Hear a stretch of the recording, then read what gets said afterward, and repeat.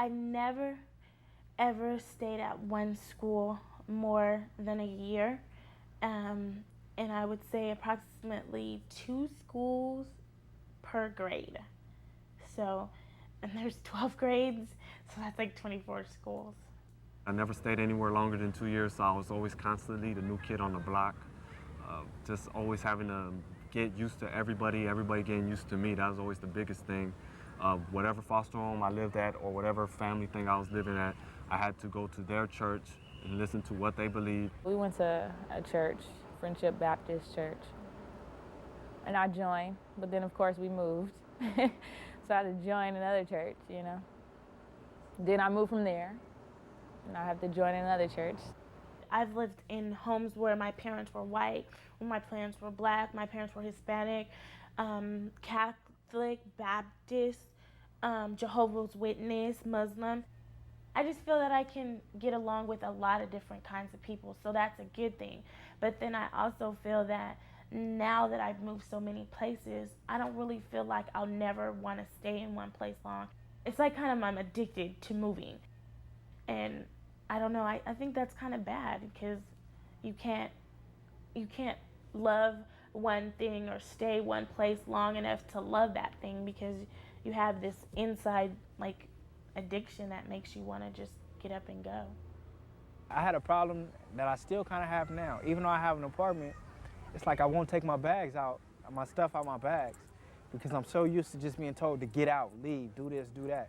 So I lived out of bags, even when I didn't have to. When people would allow me in their house and be like, here, put it there and there. I just never felt comfortable enough to actually just settle down, because I knew it wasn't forever. I've never actually just been somewhere I could say this is home and I've been here for this many years.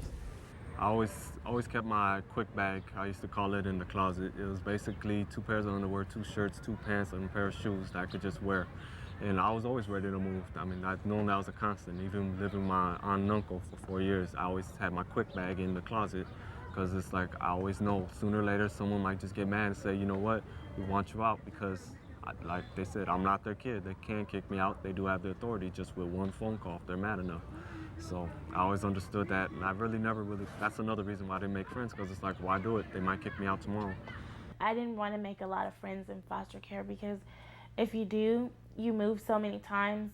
I had one best friend before, and when I moved, I just cried and cried and cried. So I tried not to make really, really good friends because they're just gonna leave.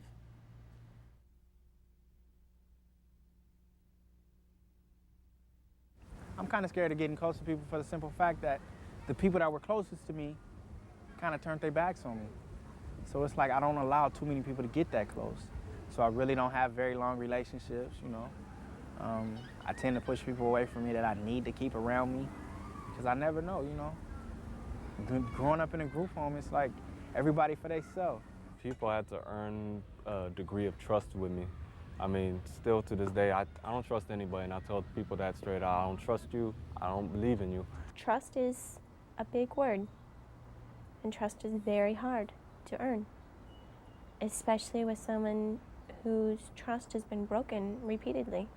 Having a program that keeps kids, you know, in their environment as long as possible will be cool, you know, because then they'll be familiar with the people that they've met or whatever, you know, and they'll be able to establish a long-lasting relationship with these people and churches and teachers and all of that. And I think that would have made a lot of difference in my life, you know.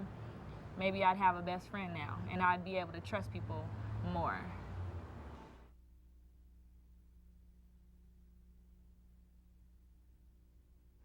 Some of the foster parents, they have their own kids, so and then they get these kids from the system, and they treat them differently than they do their own kids, you know. They would introduce us as, these are my foster kids and these are my children, so it kind of stood out that we were foster children. You know, I didn't think that was fair at all. And then they'll be looking down at us like, oh, these poor little foster kids. It's like I'm always the other one, the poor one that should be grateful that he's living under my roof. I mean, every placement I lived at, that's always their comment. Just be thankful you're living here, you're not on the streets. And tell you the truth, I preferred the streets. They said that they considered me their daughter, but I wasn't included in anything. I had to take over the dishes and the chores more than her other children did, and it upset me. First and foremost, if you're gonna be a foster parent, treat that child like it's your child.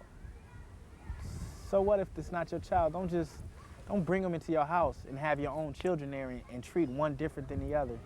Kids know that, and that hurts them even more. Just treat them like family. Treat them like you want to be treated. If you're going to be a foster parent and you say that you're going to take on a child and you're going to love a child, then you need to do that like any other parent would do that. Every kid needs love and affection. Everyone. Give them space, give them time to get to know you, and ask them questions. Continue to ask them questions, even if they're really quiet and really shy. Just ask them how school went. Ask them if they need any help with homework. Is there anything they really like? Do they like baseball? Do they like swimming? And if you just listen and give them the opportunity to talk, dinner, bedtime, just before a movie, after movie time, it'll give you that, that chance to just express yourself and let your child express themselves. So the relationship will last better because you'll have an open understanding.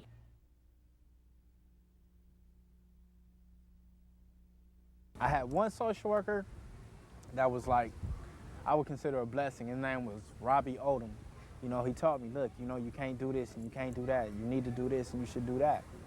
To me, he was someone to emulate, someone I wanted to be like, because he had his head on and everything he did was positive, When I'd have problems in school, he would come up there and talk to my teachers. He was there. It was like more than a job. He treated me like I was, one of his family members. My foster mother, my last foster mother, Deborah Spencer, she's helped me through a lot. She treated me as if I was her own kid in the sense that she wasn't a person that said, I love you every day, or you just give me a hug.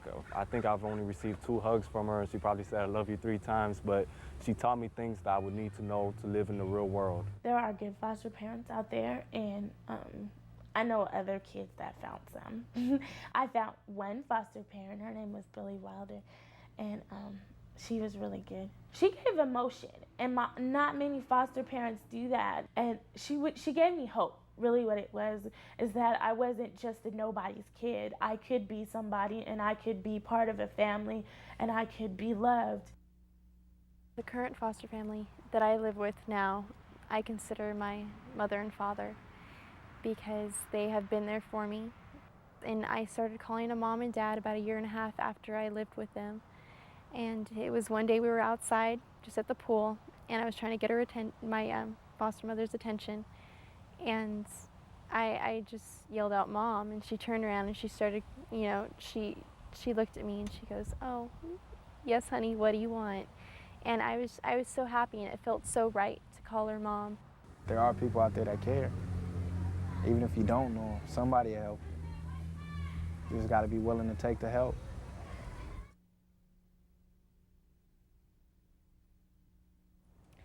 A family to me is a support. A family is unconditional love. And a family can be one person. A family can be 2. And your family doesn't have to really be blood.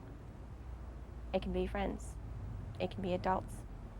It can be strangers you meet on the street. And a family can be anywhere. It took many years to get to the point that I am, where I have a healthy relationship with my parents and my whole family. It took a very long time, even with my brother and sister, to feel really close with them and really understand how important family really is. I have a 2-year-old daughter. She's one of the big reasons why I've had to get my life together. I became a daddy at age 17, and basically she is my world. The greatest joy in my life is to just hear her laugh. I mean, just basically, I don't want her to ever have any needs and never have any wants. And the biggest thing is I always want to be there for her. The family that I will have probably later on will not go through the things that I've been through. I would try my hardest and make sure that they will never have to get involved in the system ever, and I will let them know that family is important, and it's important to stay together. To have my own family, I would consider a blessing because I want to stop everything that has happened before my family came. Whatever went down in my family, Like my mother and my father, however my family broke down from there, whatever they did that brought the family to where it is now, I don't want to do it.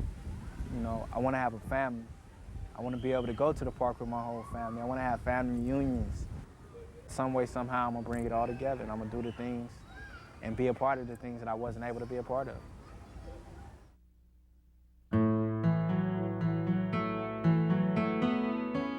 You think about emancipation the first day you get into foster care, even if you're 3 years old, because that's when you get out.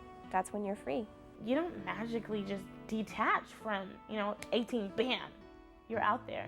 I can maintain my own bills. I can clean my own body. I can clean my own house.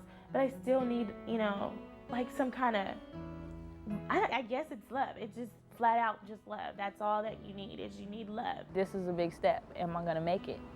So that's kind of what I was worried about, because I was so facilitated, everything's taken care of, and doctor's appointments, everything, bills, all that stuff was done for me. So, and we didn't really get a chance to do it for ourselves.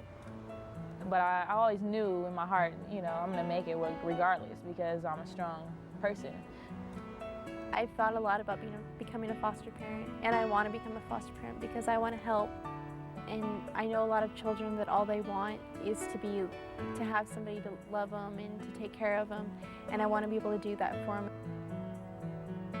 Every one of us has a story, and I mean, we're not bad people, we're not. We might be looked at that way, but it's really not true, and that's the thing that really makes me sad about society, because it's like, we're your kids too. I'm the first step to getting my family back together. I can't do it if I'm not doing nothing for myself. So as long as I keep doing what I'm doing, I got an opportunity, That's what I'm striving for. I want to be successful in life. I don't know exactly what it is. I just don't want to be on the streets. I don't want to be the dope man. I don't want to be an OG gang member. I want to be a brother, or a father, and a son. Those are my ultimate goals.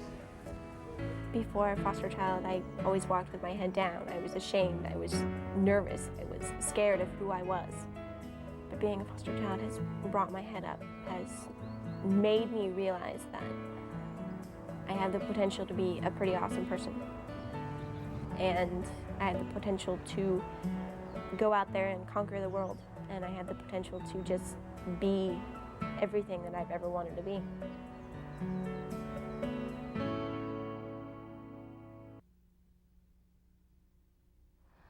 Why should I feel discouraged?